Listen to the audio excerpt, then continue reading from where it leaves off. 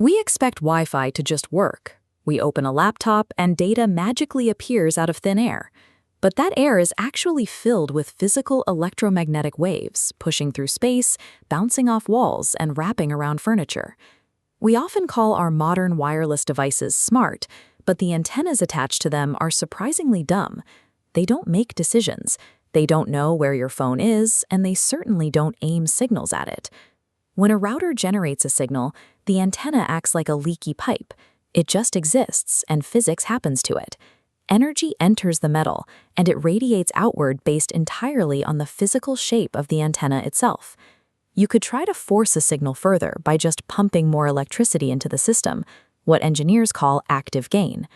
But raw power doesn't navigate hallways or cleanly wrap around concrete corners. To solve actual spatial problems, we rely on passive gain. Instead of adding power, we use specifically shaped pieces of metal to bend, focus, and sculpt the radio wave into one of three distinct shapes. Because the antenna itself cannot think, building a reliable network becomes a physical puzzle. It requires placing the exact right piece of metal into the right environment to force the physics to do what you want. Imagine a standard open-plan office. You need to blanket the entire floor with Wi-Fi from a central point. The default tool for this job is the dipole, or omnidirectional antenna. Map coverage from the azimuth and elevation charts, and it's a thick, donut-shaped field. Swap in a higher gain antenna to reach far edges, and it squashes the donut into a pancake, stretching horizontally but pulling away from the space above and below. Omnidirectional antennas act like lanterns illuminating a room. They are highly effective in the center of an open space, but if you over-leverage them, you risk creating dead zones for users on the floors immediately overhead or underfoot. Now move to the perimeter of that same building, or look down a long, narrow brick corridor. Mount an omnidirectional antenna on an exterior wall, and half your energy bleeds into the parking lot. A patch antenna's flat geometry places a physical wall behind the signal, squeezing the wave into a focused 180-degree arc, forcing the energy strictly inward. By restricting the shape of the wave, the antenna also becomes highly sensitive to incoming data from that same specific direction. In radio frequency terms, if it can hear you, you can hear it.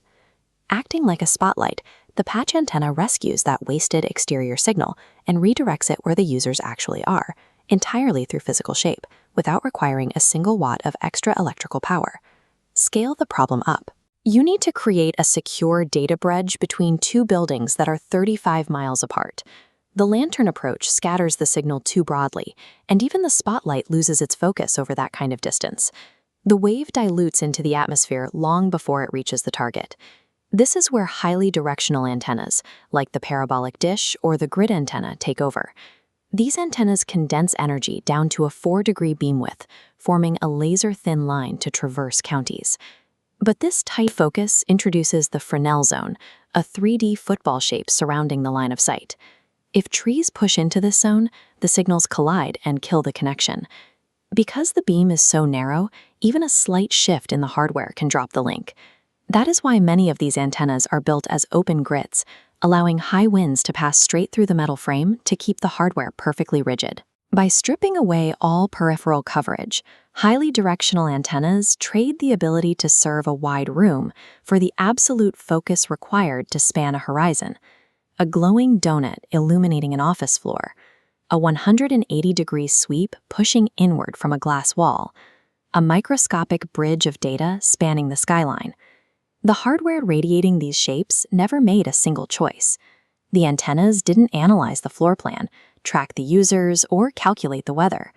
The geometry of the metal dictated exactly how the physics would behave, but it was a human who looked at the spatial constraints of the environment and selected the exact shapes required to solve them. The actual intelligence inside a wireless network doesn't live in the hardware, and it doesn't float in the electromagnetic waves.